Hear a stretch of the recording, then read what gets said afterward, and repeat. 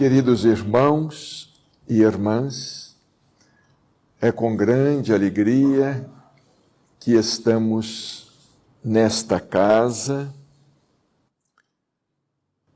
no Caminheiros da Luz, na cidade do Porto. Não é a primeira vez que aqui estamos. Como os nossos irmãos sabem, estamos vindo do Brasil. Fizemos uma rápida visita à França, especificamente em Paris. Estivemos lá no Père Lachaise, mais uma vez. E é com grande alegria que aqui regressamos. Contamos aqui com diversos amigos, irmãos de ideal, e não posso deixar de mencionar um grande amigo que durante muitos anos frequentou esta casa, o nosso irmão Galvão, José Galvão. Da derradeira vez que aqui estivemos, ficamos hospedados em sua casa e em casa de Lu, sua esposa. Emmanuel, no livro Roteiro da Lavra Mediúnica de Chico Xavier, afirma que o Espiritismo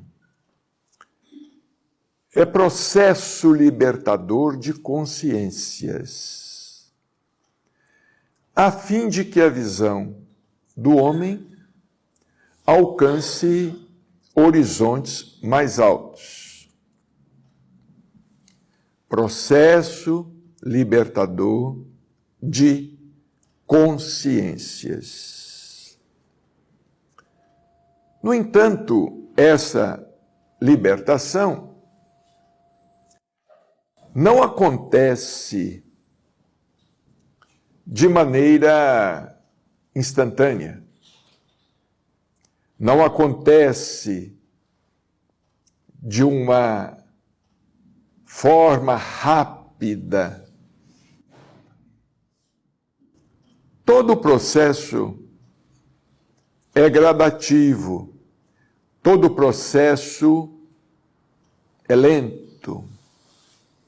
Disse-nos Jesus: conhecereis a verdade, e a verdade vos libertará.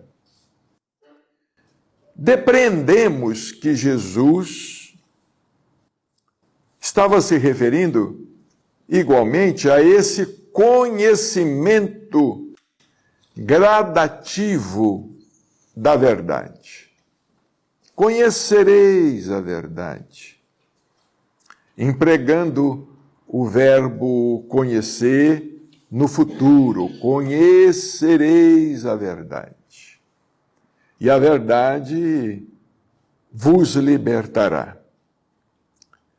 O Espiritismo, na revivescência do cristianismo, porque o Espiritismo revive o cristianismo em sua pureza primitiva, o Espiritismo nos faculta avançar, e muito, no conhecimento da verdade. Da verdade acerca da vida, da verdade em torno de nós mesmos. Porque o Espiritismo explica, responde a questões de ordem transcendente. Há questões que não são respondidas pela ciência, que atualmente se encontra enveredando por um caminho materialista, com algumas ressalvas.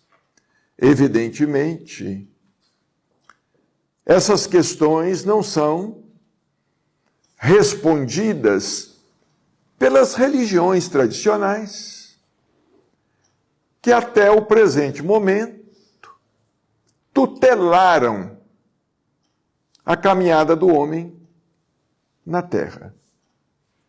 De onde viemos? Onde estamos? Para onde vamos?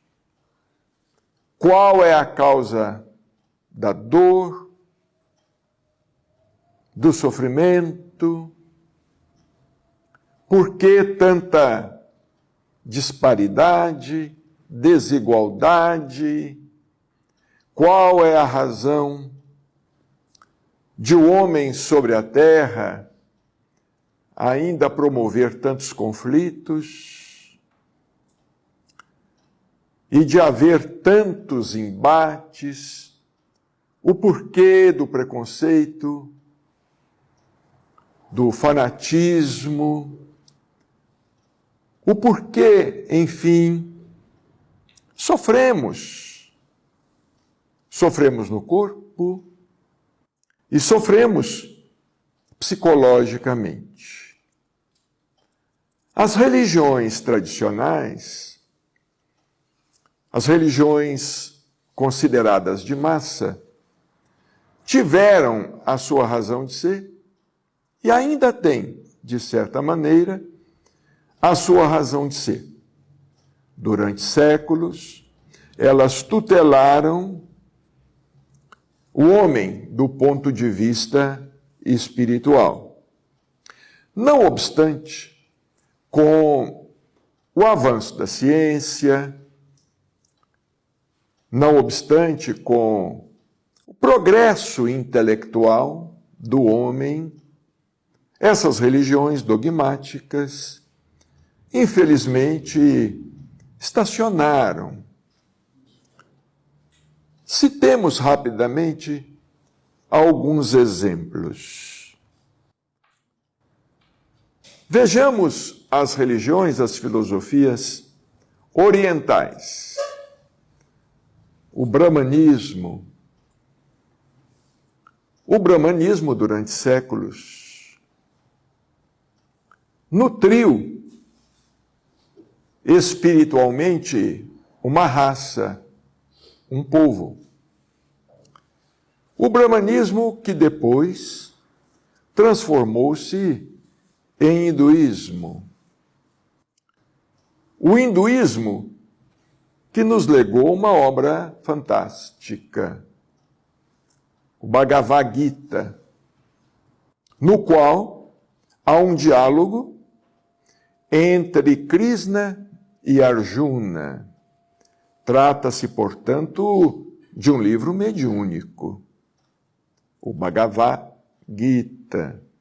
Vejamos bem, a mediunidade, ela é anterior. Nós podemos dizer que a mediunidade existe desde sempre. A mediunidade é anterior à codificação. Existe desde sempre. Como a reencarnação também é anterior à codificação, é uma lei da natureza. Existe desde sempre. Aliás, os espíritos disseram a Kardec que o espiritismo está em a natureza. São leis naturais. São leis de Deus. Podemos até mesmo dizer leis universais.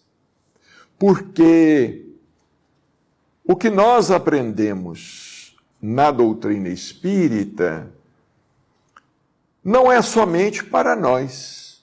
Os espíritos encarnados na Terra. De onde veio o Espiritismo? Veio do mundo espiritual.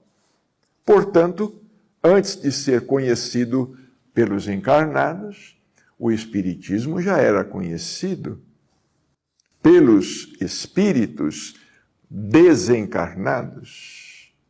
Aliás, escreveu Kardec, no livro A Gênese, que o Espiritismo se caracteriza por ser de origem divina, iniciativa dos espíritos e fruto do trabalho do homem.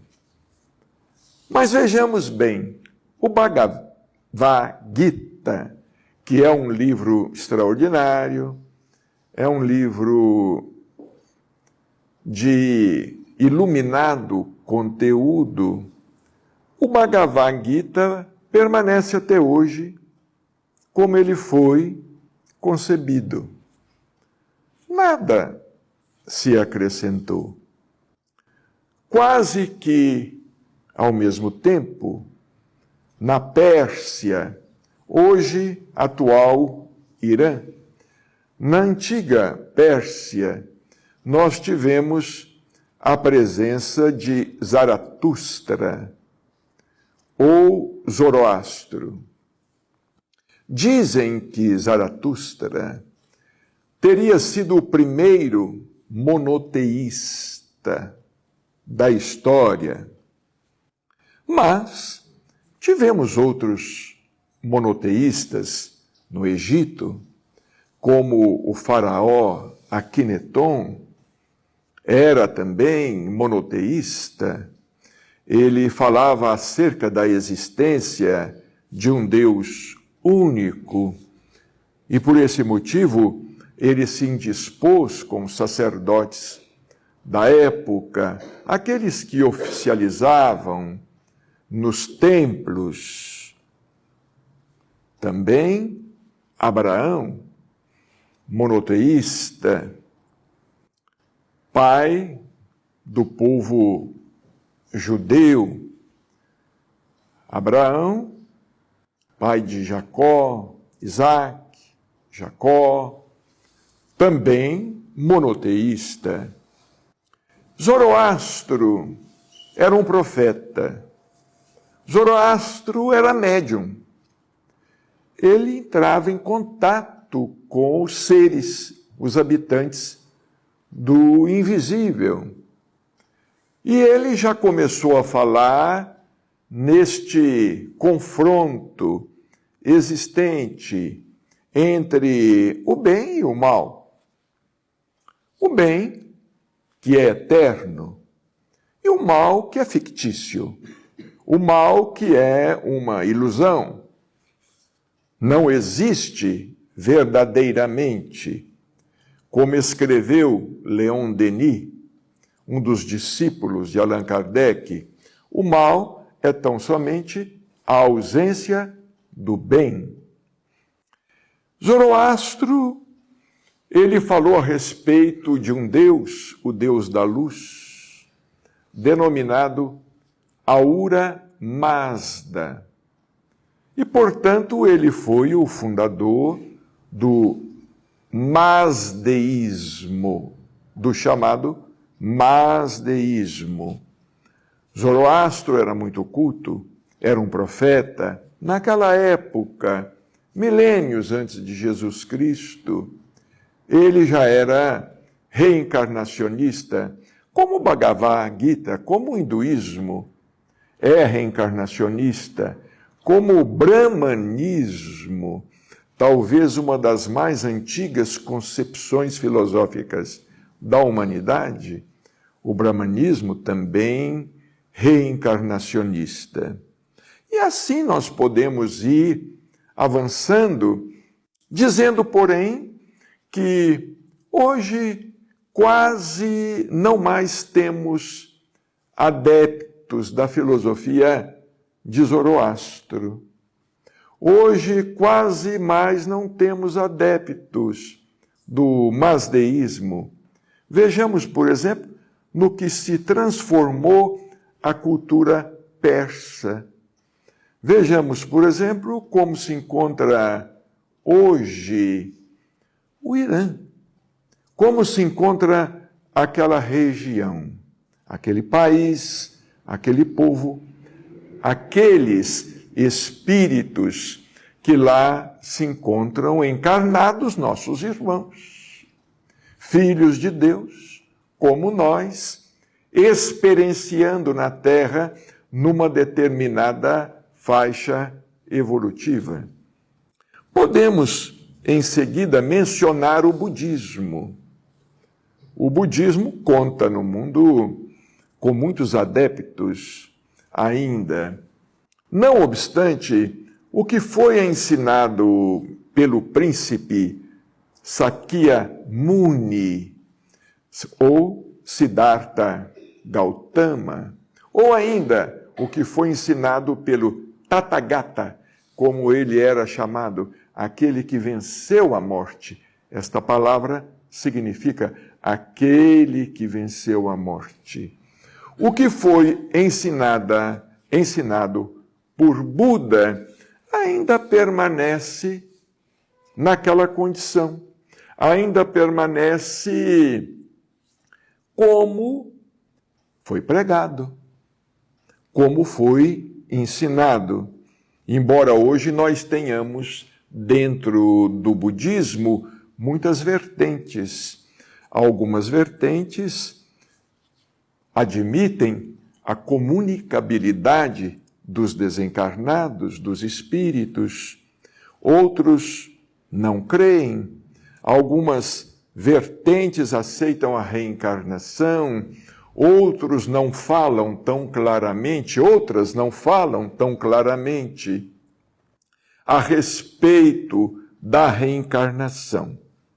Porém, o budismo também, ao que nos parece, infelizmente, no que tange aos anseios de conhecimento, aos nossos anseios de conhecimento, a respeito do problema do ser, do destino e da dor, conforme o título magistral de uma obra de Leon Denis, o problema do ser, do destino e da dor, o budismo também estacionou.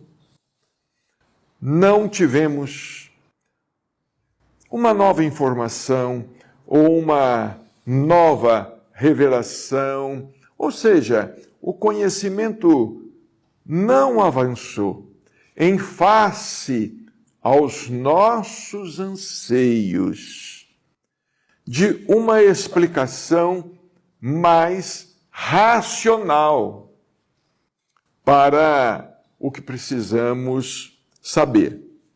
Poderíamos ainda aqui citar em passant rapidamente uma outra grande concepção religiosa, o judaísmo. O judaísmo conta também com muitos adeptos no mundo, mas o judaísmo continua se baseando nos 5 livros, em seus 5 livros básicos, no denominado Torá. E nada acrescenta, e nada acrescentou. Nós podemos ainda, seguindo um pouco mais, nós podemos nos referir ao islamismo, à religião, se assim podemos nos expressar, a religião fundada por Maomé, o profeta. Maomé era médium. Maomé, ele tinha o hábito de se isolar numa das cavernas do Monte Hira. E numa dessas suas reflexões, num desses seus retiros espirituais, ele tem a visão de um espírito que ele chamou de anjo Gabriel. E o anjo ditava a ele, prelecionava a ele.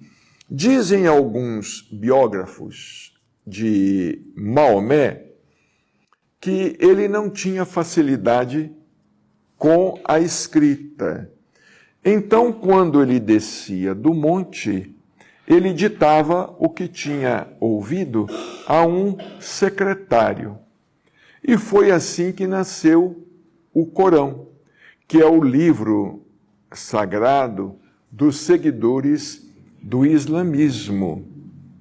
E nós sabemos que o Islã não admite que nada seja retirado ou acrescentado ao seu livro considerado sagrado. Podemos ainda nos referir ao cristianismo que, a partir do 3º século, acabou por se transformar em catolicismo. E vejamos, para que o cristianismo pudesse continuar, o imperador Constantino, que se fez cristão, o imperador Constantino reuniu-se com os primitivos cristãos, com os líderes do cristianismo, e algumas concessões tiveram que ser feitas ao paganismo. O cristianismo passou a adotar algumas práticas pagãs, como a adoração de imagens, etc. e etc. A igreja passou a ter uma hierarquia constituída e o cristianismo, infelizmente, tornou-se uma teologia e veio a concepção de céu, inferno e purgatório, uma concepção teológica da vida pós-mortem que, em geral, hoje as pessoas não aceitam, chegando até mesmo considerar essas concepções ingênuas. Essas concepções, eu, por exemplo, venho de uma família católica, e aqui estou me expressando assim com o máximo respeito por todas essas escolas religiosas, por todas essas escolas filosóficas, como nos dizia Chico Xavier, nos ensinava Chico Xavier, que durante séculos a igreja foi uma guardiã do Evangelho. Mas hoje nós estamos adentrando o 3º milênio. Hoje a mente humana, ou o conhecimento, a intelectualidade humana está a exigir respostas e maiores elucidações. Maiores elucidações em torno dessas questões transcendentes. De onde viemos? O que estamos fazendo na Terra? Por que sofremos tanto? Qual é o sentido da vida? Este é o ponto. Qual é o sentido da vida? Essas concepções filosóficas não lograram nos dar respostas ou nos fornecer respostas satisfatórias. Enquanto nós aceitávamos tudo sem análise, sem exame, sem arguições, porque eu também sou daquele tempo em que não se podia perguntar. Eu me recordo, eu ainda cheguei a pegar a missa rezada em latim e com o sacerdote de costas para o público. E eu ouvia quando criança, é mistério, não pode. Não podemos perguntar. Não podemos arguir. Mas qual o sentido da vida? O homem começou a exigir cada vez mais explicações para o sentido da vida. Tem uma razão de ser?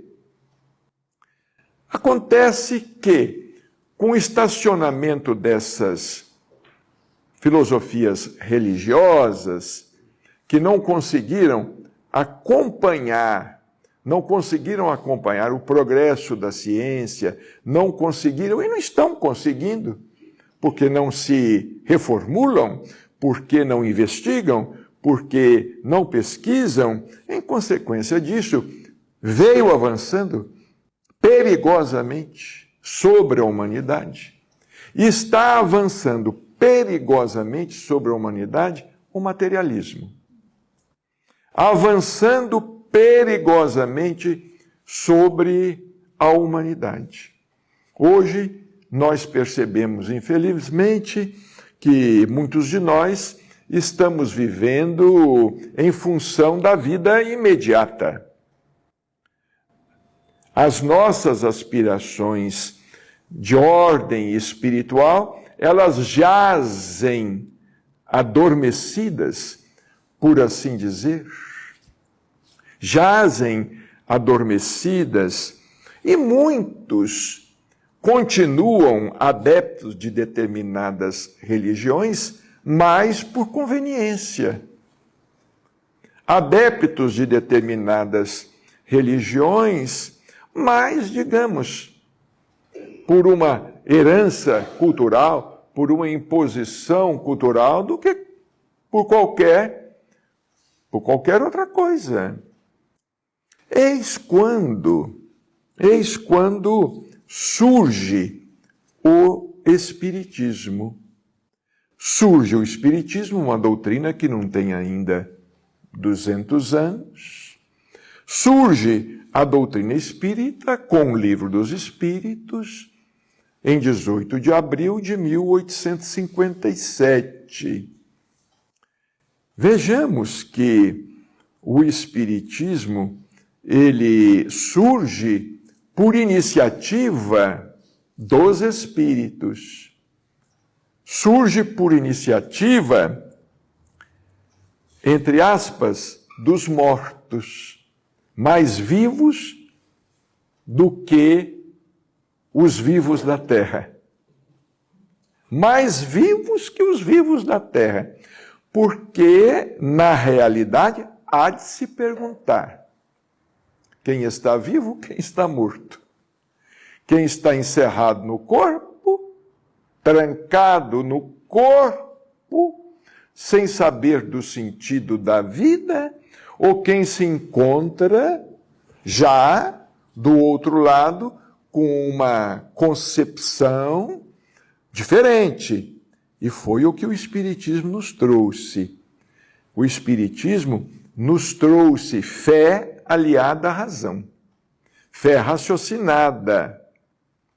Vejamos, todas essas religiões, essas concepções religiosas, passaram a temer o avanço da ciência, porque o avanço da ciência confronta com seus argumentos, com a sua teologia, com a sua filosofia. Os avanços da ciência, os avanços da biologia, os avanços da química, os avanços da física moderna, os avanços da astronomia, todos os avanços da ciência se opõem a essas concepções, infelizmente, arcaicas, infelizmente, antigas. E repetimos, infelizmente, porque o materialismo avançou. Por isto que Allan Kardec escreveu que o Espiritismo, ele surgia como sendo o mais poderoso auxiliar das religiões. Ele escreveu que o Espiritismo surgia não para combater as religiões, não para se opor a qualquer religião. O Espiritismo não tem essa intenção, não teve e nunca terá. essa intenção de se opor às religiões. O Espiritismo surgiu para combater justamente o materialismo.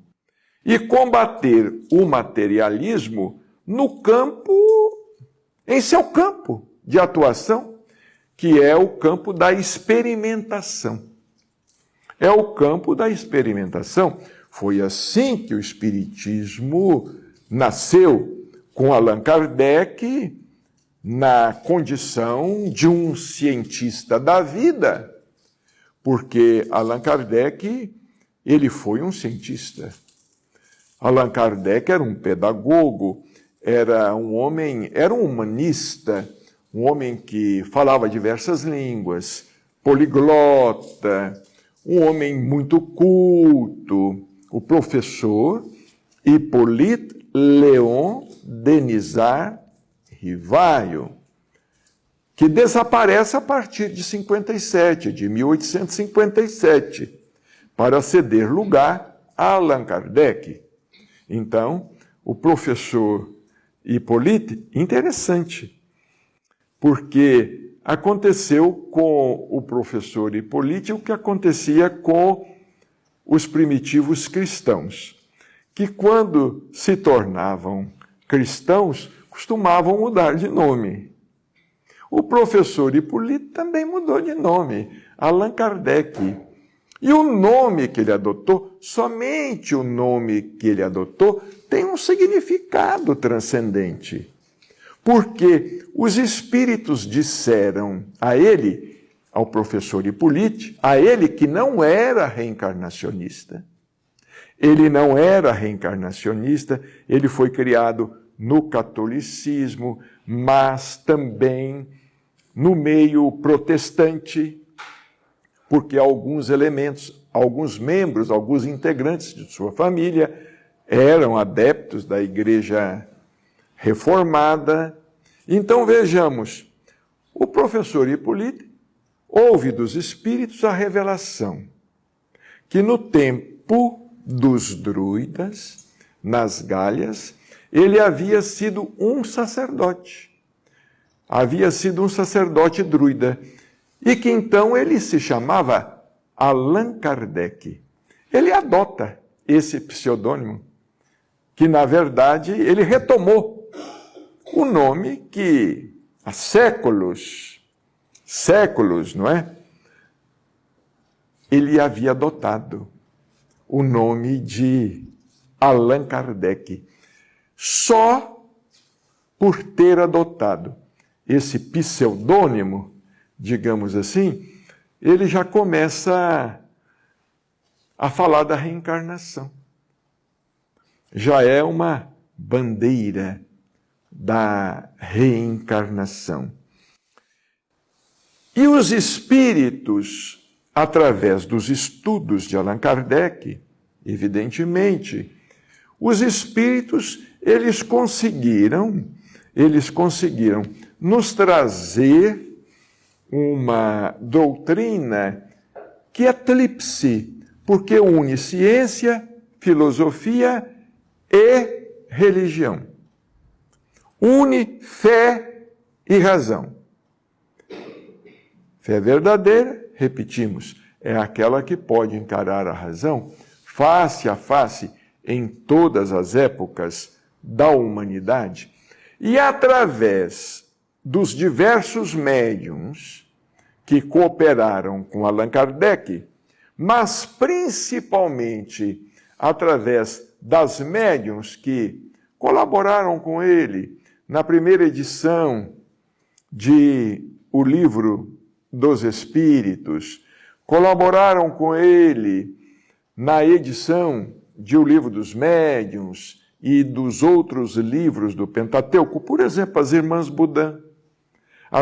Boudin, Ruth Céline Jaffé, Hermance Dufault e alguns outros médiuns, como, por exemplo, a mãezinha de Gabriel Delany, que era médium de confiança de Allan Kardec e que, segundo Chico Xavier, foi um dos médiuns principais das mensagens dos Espíritos que constam de o Evangelho segundo o Espiritismo.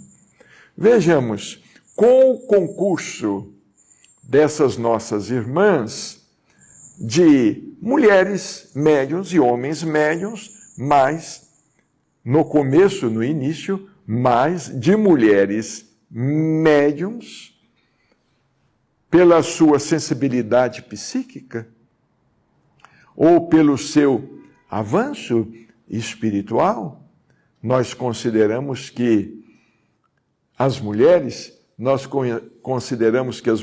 talvez estejam à nossa frente, no que tange a essa sensibilidade psíquica. Pelo menos nós temos sempre um número maior de médiuns que são mulheres. É interessante nós observarmos isto. Se no Brasil nós tivemos Chico Xavier, nós também tivemos lá Dona Ivone Pereira, nós tivemos lá também Dona Zilda Gama, e em nossa própria reunião mediúnica, na casa espírita que frequentamos em Uberaba, na chamada reunião de desobsessão, nós observamos que aqueles que se prestam à psicofonia, à tarefa da psicofonia, nós temos um número maior. Certa vez perguntei a doutor Inácio Ferreira, doutor Inácio, por que as mulheres incorporam com maior facilidade, caem em transe com maior facilidade? Ele nos disse assim, meu filho, em parte pela maternidade, porque a mulher já incorpora um espírito na gravidez. Então, isso para ela já é como que um fenômeno natural. É como que um fenômeno natural. Claro, temos aí também muitos homens pertencentes ao gênero masculino. Hoje essa questão de gênero está ficando de lado e é preciso que assim seja. Mas vejamos bem, o Espiritismo, surgindo em 1857, o Espiritismo então vem de encontro aos nossos anseios espirituais.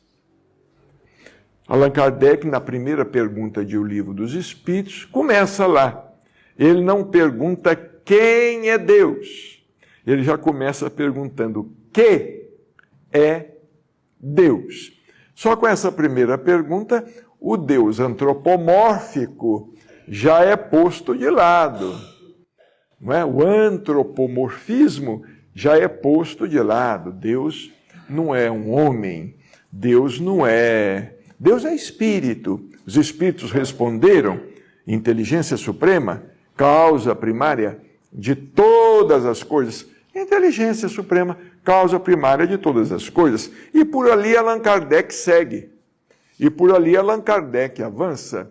Claro que ele contou com a colaboração de alguns anônimos investigadores das mesas girantes, porque ele recebeu, quando começou a estudar o fenômeno das mesas girantes, em 1854, ele recebeu 50 pequenos cadernos com anotações, que muitos dos frequentadores daquelas reuniões, na casa da senhora Planet-Maison e de outras, haviam feito naqueles cadernos que foram entregues a ele. Ele, com a sua capacidade de síntese, com a sua capacidade cultural, porque Allan Kardec, vamos dizer assim, ele era também um gênio. Sem dúvida alguma, nós podemos afirmar isto, e afirmamos, segundo o nosso entendimento, a nossa compreensão. Excetuando-se o espírito da verdade,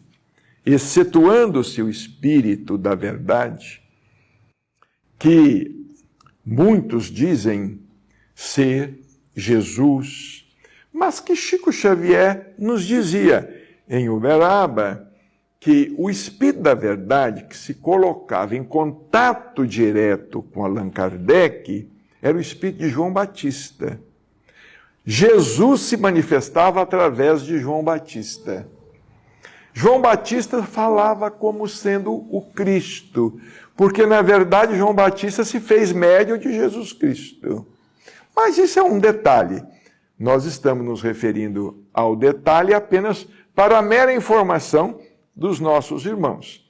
Certa vez, conversando com Chico Xavier, ele sempre conversava conosco lá numa reunião, ele nos disse assim: Kardec, ele recebeu outras revelações na Sociedade Parisiense de Estudos Espíritas.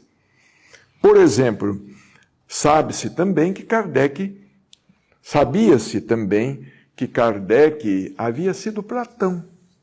Platão, discípulo de Sócrates. Interessante que o método empregado por Allan Kardec no diálogo com os espíritos foi justamente do diálogo. O método, a conversa que foi criada pelos gregos, porque o diálogo foi criado pelos gregos. Pergunta e a resposta, não é? Interessante. Nós não temos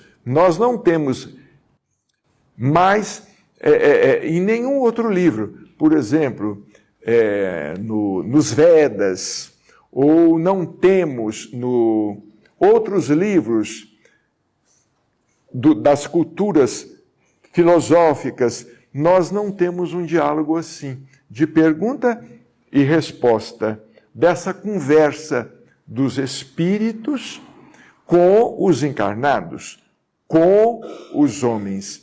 E Chico, na oportunidade, também nos falou que Kardec havia recebido uma revelação na Sociedade Parisiense de Estudos Espíritas, que o espírito de verdade ou da verdade era João Batista, que falava, interpretava o pensamento do Cristo, o que para nós é lógico, é extremamente lógico, não é?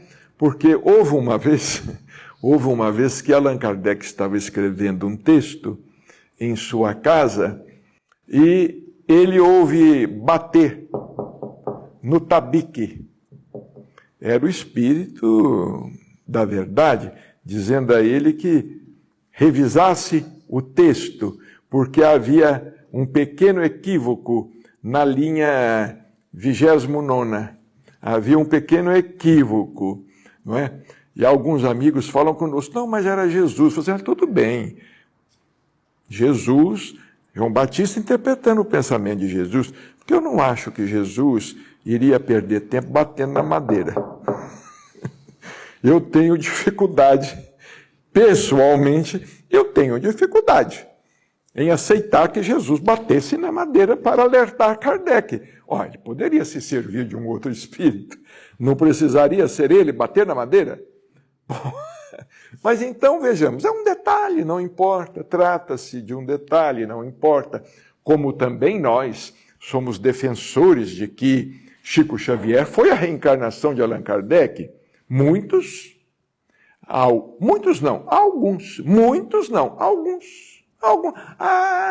Você tudo bem, tanto faz. Se Chico não foi Kardec, nós temos dois. Nós temos o Kardec propriamente e temos Chico Xavier, que também realizou uma obra fantástica. E é aí o ponto. Por quê? Porque a codificação, o Pentateuco, o Espiritismo, ao contrário das demais concepções filosóficas, não se deteve no Pentateuco, não se deteve em um livro dos Espíritos. O Espiritismo avançou, deu um salto. E vamos aqui citar um exemplo. Allan Kardec foi o descobridor do mundo espiritual. Vejamos bem, Allan Kardec nos falou a respeito da existência do mundo espiritual, dizendo que o mundo espiritual é o nosso mundo normal, primitivo. Ele é o primeiro, é o mundo das causas, digamos assim. E aqui seria o mundo dos efeitos. O mundo espiritual é o mundo das causas. Ele é o primeiro na ordem das coisas. Pois muito bem, Kardec falou a respeito da existência do mundo espiritual. Mas vejamos, Jesus disse, há muitas moradas na casa do Pai.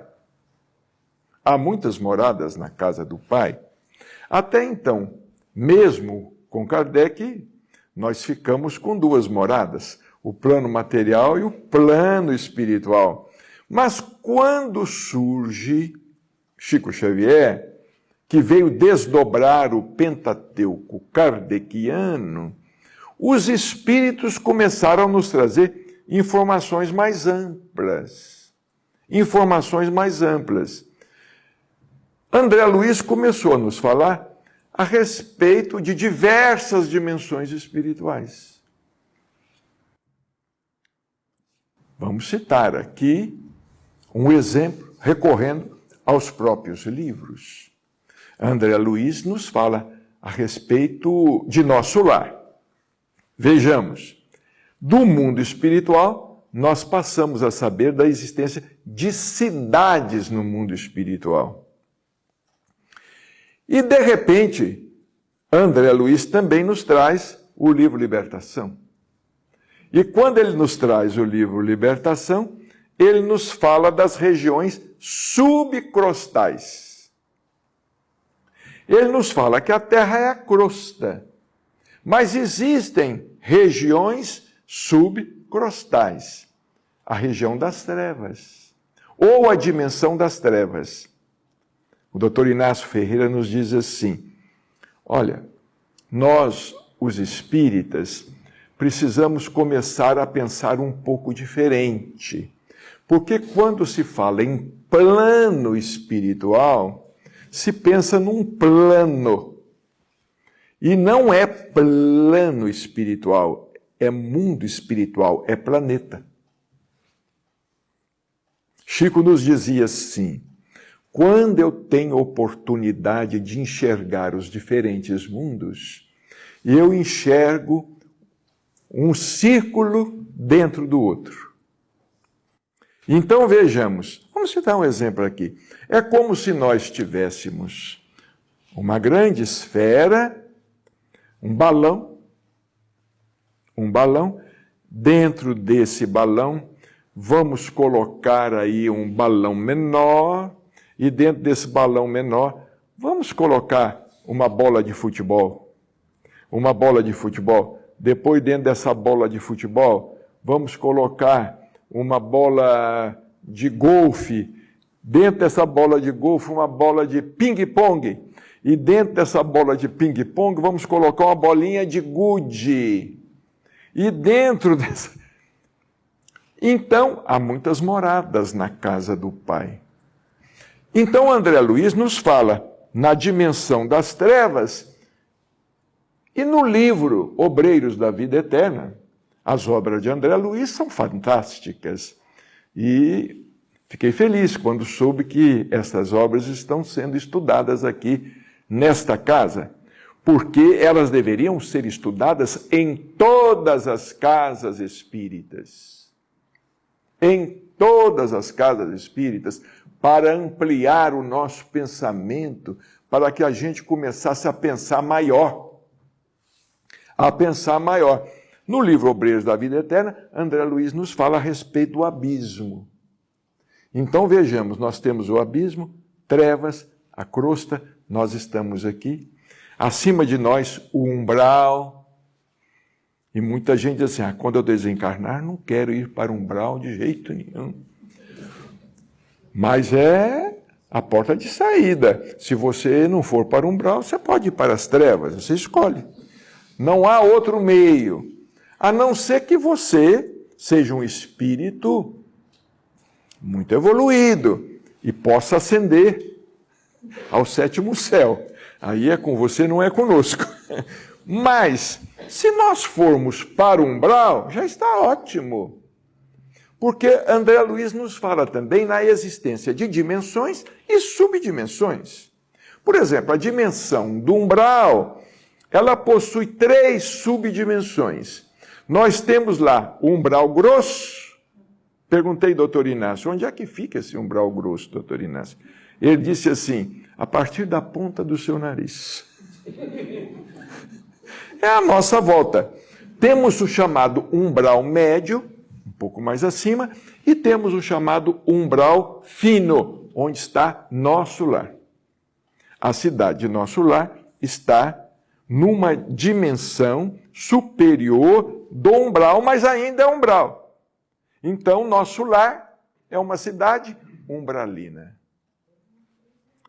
É uma cidade umbralina. Nós não temos aqui na Terra países do primeiro mundo, do segundo mundo, do terceiro mundo, do quarto mundo.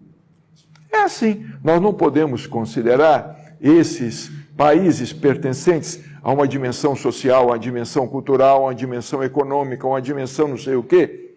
Podemos. Podemos considerar países do primeiro mundo, do segundo mundo, do terceiro mundo, do quarto mundo, e vai por aí. E vai por aí afora. Vejamos aqui na Terra a disparidade que existe entre nós. Nós ainda temos índios lá nas selvas do Brasil.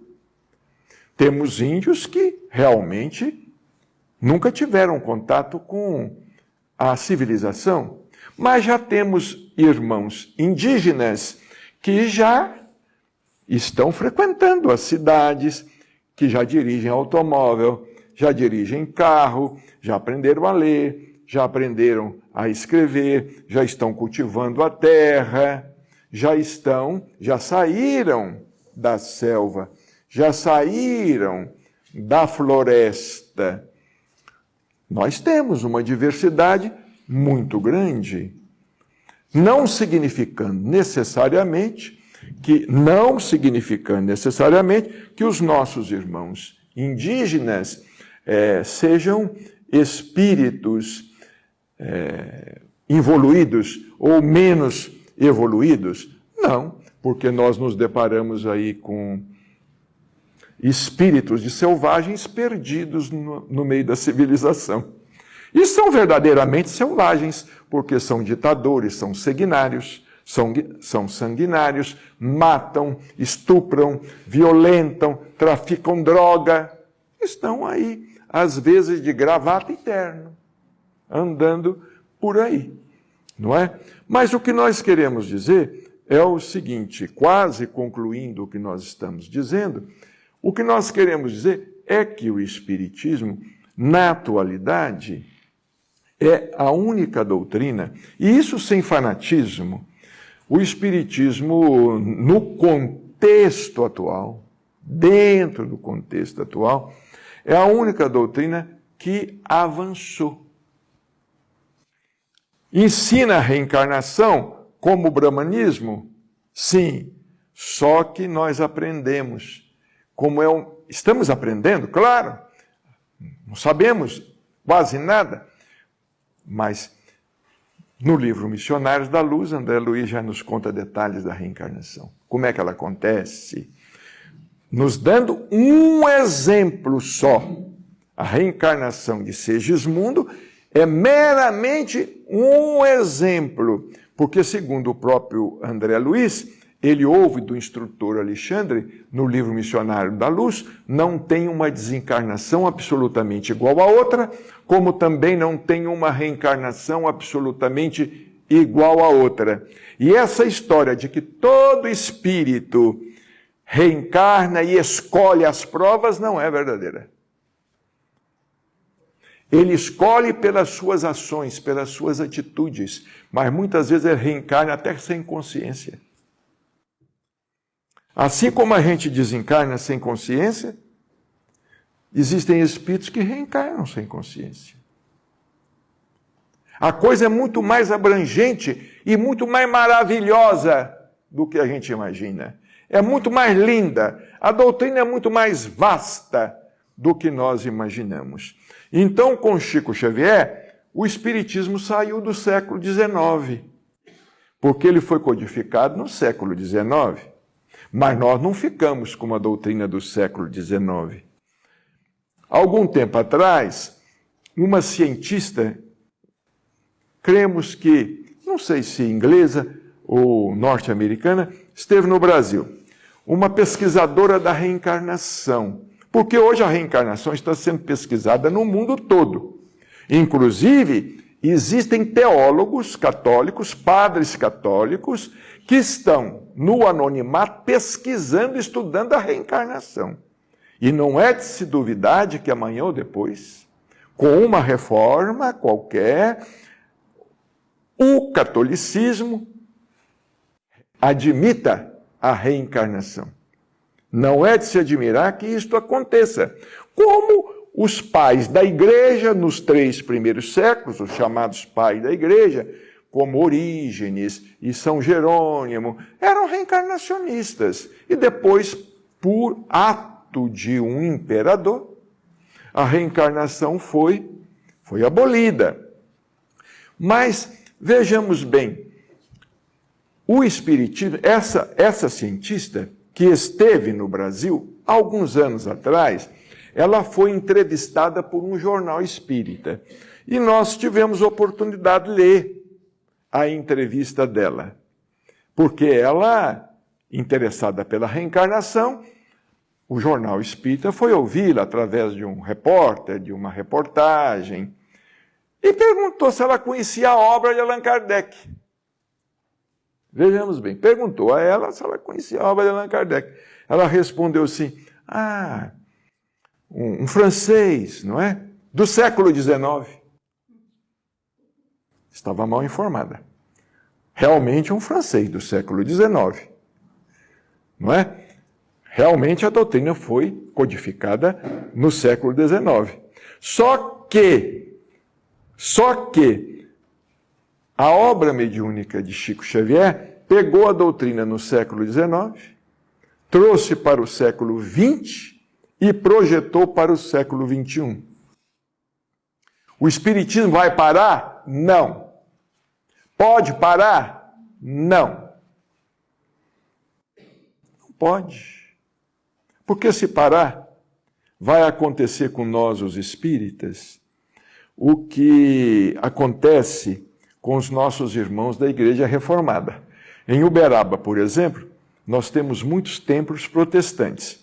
E é comum, aos domingos, vermos os nossos irmãos colocarem a Bíblia debaixo do braço e se dirigirem para o culto. Se o Espiritismo parar, nós vamos pegar o Livro dos Espíritos, colocar debaixo do braço, e daqui 100, 200, 300, 400 anos vamos para o centro. Tomar paz. Tomar paz? Não. Mas hoje nós temos uma biblioteca para colocar debaixo do braço. Nós temos uma verdadeira biblioteca para colocar debaixo do braço. Então nós estamos com uma doutrina atual. Por isso que Emmanuel, conforme as nossas palavras iniciais, define o Espiritismo, conceitua o Espiritismo assim: processo libertador de consciências, a fim de que a visão do homem alcance horizontes mais altos. E só para encerrar, certa vez, Chico, conversando com as pessoas sobre o Espiritismo, sobre o avanço do Espiritismo, o progresso do Espiritismo, etc., etc., o Chico disse assim: eu não acredito que um dia nós sejamos os tais. Eu não acredito. Eu acredito que o Espiritismo caminhará ao lado das outras religiões cristãs para um dia constituir com elas o cristianismo total. Porque, falando de maneira simples, o nosso negócio não é Allan Kardec. O nosso negócio é Jesus Cristo. O negócio de Allan Kardec também não era o negócio dos espíritos, era Jesus Cristo. E o negócio dos espíritos também é Jesus Cristo. Então Chico dizia: eu acredito que nós estamos evoluindo ao lado, caminhando ao lado das demais religiões cristãs, para um dia formarmos com elas o cristianismo total. Vamos ler o livro Nosso Lar. Não há uma página, não há uma linha que diga que nosso lar é uma cidade espírita. Não há. Nosso lar é uma cidade que está a espiritualizar-se à nossa frente. Nosso lar é o retrato do mundo de regeneração com o qual nós sonhamos. Que Jesus nos abençoe, nos ampare e nos fortaleça em nossa jornada. Muito obrigado.